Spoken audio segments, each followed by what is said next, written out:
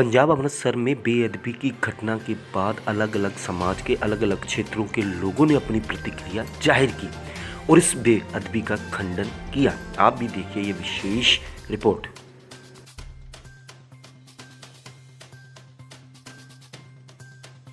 सो एक बहुत ही मंदभागी घटना हुई है जिसकी जिन्नी निंदा की जाए उन्नी घट है।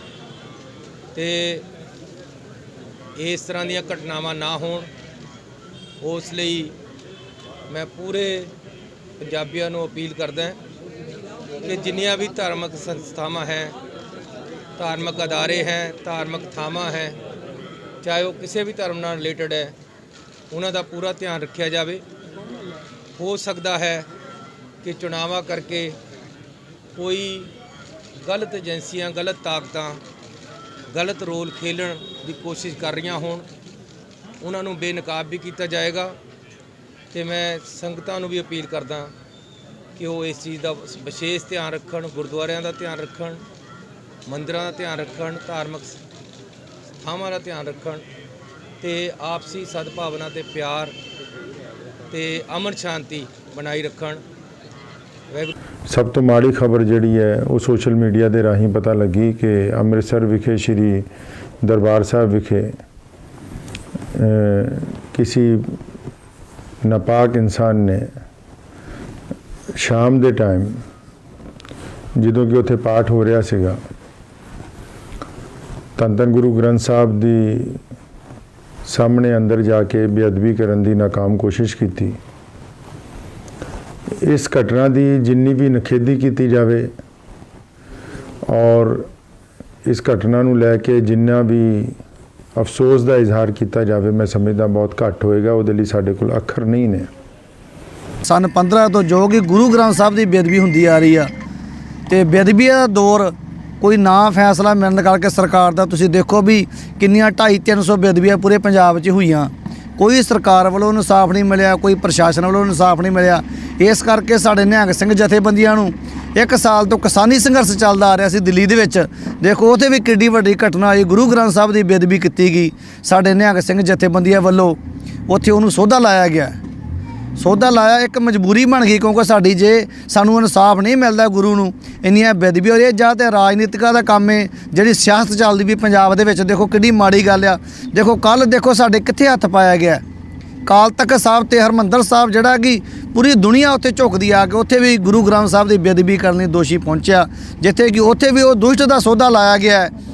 तो अज देखो कपूरथले गुरु घर दे विच जिथे बेअदबी करन गया उत्थे भी सौह दिता गया निहंग सिंघां वालों जां संगत वालों। देखो एक सानू एक नत्थ पाउणी पैणी है सरकार नूं भी, क्योंकि प्रशासन देखो की कर रहा है, सरकारां की कर रही है। ਜਿਹੜੇ पंथ के दोखी आ, पंथ के खिलाफ सरकारां ने शाचर जारी ਜਿਹੜੀਆਂ RSS के गुंडे ਜਿਹੜੇ देखो तुसीं कित्थों तक पहुँचते आ। साडे गुरु घरां 'च बेअदबी हो रही है साडे अज। देखो गल है कई बारी इस तरह की घटना वापरती है कि अपने आप को कंट्रोल करना औखा हो जाता भी कि ये शख्स की करन जा रहा सी, ये जिस हिसाब के नाल उहदा एक्शन सी, वो एक्शन तो हर एक बंदे के मन के विच सी भी ये अगर कोई वो होर वड्डी घटना कर दिंदा तो फिर असीं की करदे।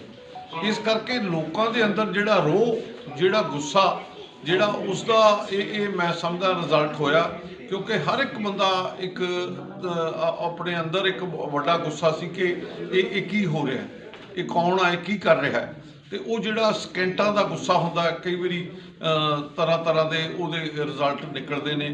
तो अजिही घटना वापरी है, ये कोई शक नहीं जी असीं किसी के मरण दा बुरा, पर मैं समझदा कि उस समय दे जिहड़ियां सकेंटां दी सोच, जिहड़ियां भावनावां लोकां दियां जुड़ियां श्री गुरु ग्रंथ साहब दे नाल, कि अगर उत्थे कोई ऐसी गल होंदी है तो बड़ा वड्डा दुख वाली गल है। तो वो सारियां गल्लां नूं लैके तो मैं समझदा एकदम संगतां ने रोह दे विच आके ये करना ये होया।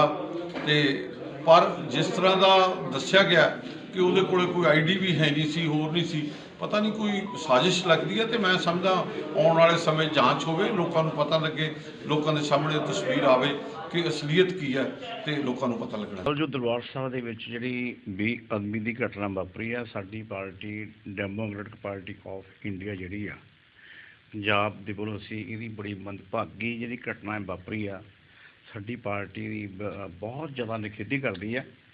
ਔਰ ਇੱਕ ਸ਼ਖਸ ਯਾਨੀ ਕਿ ਉੱਥੇ ਮਤਲਬ ਕਿ ਬਿਨਾਂ ਇੰਟੈਲੀਜੈਂਸ ਤੋਂ ਮਤਲਬ ਕਿ ਅਸੀਂ ਪੁੱਛਣਾ ਚਾਹੁੰਦੇ ਹਾਂ ਵੀ ਉੱਥੇ ਅੰਦਰ ਚਲਾ ਜਾਣਾ ਇਹ ਬਹੁਤ ਮਾੜੀ ਗੱਲ ਹੈਗੀ ਆ। ਇੱਕ ਦੇਸ਼ ਲਈ ਵੀ ਮਤਲਬ ਕਿ ਔਰ ਸੁਰੱਖਿਆ ਲਈ ਵੀ ਬੜੀ ਜਿਹੜਾ ਮੈਂ ਕਹਾਂਗਾ ਵੀ ਬੜੀ ਗਲਤ ਗੱਲ ਹੈਗੀ। ਮਤਲਬ ਸਾਡੀ ਪਾਰਟੀ ਮੰਗ ਕਰਦੀ ਆ ਵੀ ਇਕੱਲਾ ਆਦਮੀ ਜਿਹੜਾ ਵਾ ਉਹ ਸਾਜ਼ਿਸ਼ ਨੂੰ ਮਤਲਬ ਕਿ ਇੰਤਜ਼ਾਮ ਨਹੀਂ ਦੇ ਸਕਦਾ। ਇਹਦੇ ਪਿੱਛੇ ਵੀ ਕੋਈ ਡੂੰਘੀ ਜਿਹੜੀ ਕੋਈ ਲੌਬੀ ਬੈਠੀ ਹੈਗੀ ਆ, ਉਹ ਸਰਕਾਰ ਨੂੰ ਅਸੀਂ ਮੰਗ ਕਰਾਂਗੇ, ਦੇਸ਼ ਦੀ ਸੁਰੱਖਿਆ ਮੰਗ ਕਰਾਂਗੇ ਵੀ ਇਹਦੀ ਚੰਗੀ ਤਰ੍ਹਾਂ ਘੋਖ ਕਰਕੇ ਇਹਦੀ ਜਿਹੜੀ ਬੇਨਕਾਬ ਜਿਹੜੀ ਇਹ ਸਾਜ਼ਿਸ਼ ਕੀਤੀ ਆ ਉਹ ਜਿਹੜੀ ਆ ਲੋਕਾਂ ਦੇ ਅੱਗੇ ਸਾਹਮਣੇ ਆਉਣੀ ਚਾਹੀਦੀ। ਮਤਲਬ ਇਲੈਕਸ਼ਨ ਦੇ ਕੇ ਮਾਹੌਲ ਖਰਾਬ ਕਰਨ ਦੀ ਕੋਸ਼ਿਸ਼। ਹਾਂ ਬਿਲਕੁਲ ਤੁਹਾਡੀ ਗੱਲ ਠੀਕ ਹੈ। ਜੋ 2022 ਦਾ ਇਲੈਕਸ਼ਨ ਹੋਣ ਜਾ ਰਿਹਾ ਔਰ ਇਹ ਦੁੱਖ ਮਤਲਬ ਕਿ ਇਲੈਕਸ਼ਨ ਮਾਹੌਲ ਨੂੰ ਦੇਖਦਿਆਂ ਹੋਇਆਂ ਵੀ ਯਾਨੀ ਕਿ ਇਹ ਗੱਲ ਜਿਹੜੀ ਆ ਸਾਡੇ ਸਾਹਮਣੇ ਜੋ ਵਾਪਰੀ ਹੈਗੀ ਆ ਉਹ ਖਰਾਬ ਕਰਨਾ ਚਾਹੁੰਦੇ ਆ। ਲੇਕਿਨ ਫਿਰ ਵੀ ਮੈਂ ਕਹਾਂਗਾ ਪੰਜਾਬ ਦੇ ਲੋਕ ਬਹੁਤ ਸਿਆਣੇ ਔਰ ਸੁਲਝੇ ਬੰਦੇ ਹੈਗੇ ਆ ਵੀ ਇੱਦਾਂ ਦੀਆਂ ਜਿਹੜੀਆਂ ਬੇਅਦਬੀ ਜੋ ਉਸ ਸ਼ਖਸ ਨੇ ਕੀਤੀ ਹੈਗੀ ਆ, ਮੈਂ ਕਹਾਂਗਾ ਇਹਦੇ ਪਿੱਛੇ ਫਿਰ ਵੀ ਸਰਕਾਰ ਨੂੰ ਮੈਂ ਅਪੀਲ ਕਰਾਂਗਾ। ਜੋ ਮੇਨ ਜਿਹੜੀ ਗੱਲ ਹੈ ਵੀ ਇੱਕ ਜਿਹੜਾ ਸ਼ਖਸ ਆਦਮੀ ਹੈਗਾ ਵੀ ਉਹ ਇਸ ਘਟਨਾ ਨੂੰ ਜਿਹੜਾ ਇੰਜਾਮ ਨਹੀਂ ਦੇ ਸਕਦਾ, ਮਤਲਬ ਪਿੱਛੇ ਕੋਈ ਨਾ ਸਾਜ਼ਿਸ਼ ਜਿਹੜੀ ਆ। ਸਰਕਾਰ ਨੂੰ ਬੇਨਤੀ ਕਰਾਂਗਾ ਮੈਂ ਸਾਡੀ ਪਾਰਟੀ ਵੱਲੋਂ, ਮੈਂ ਅਪੀਲ ਵੀ ਕਰਾਂਗਾ ਵੀ ਜਿੰਨਾ ਜਲਦੀ ਹੋ ਸਕੇ ਮਤਲਬ ਕਿ ਆਪਾਂ ਇਲੈਕਸ਼ਨ ਤੋਂ ਪਹਿਲਾਂ ਸਰਕਾਰ ਅੱਗੇ ਲੋਕਾਂ ਅੱਗੇ ਆਉਣੀ ਚਾਹੀਦੀ।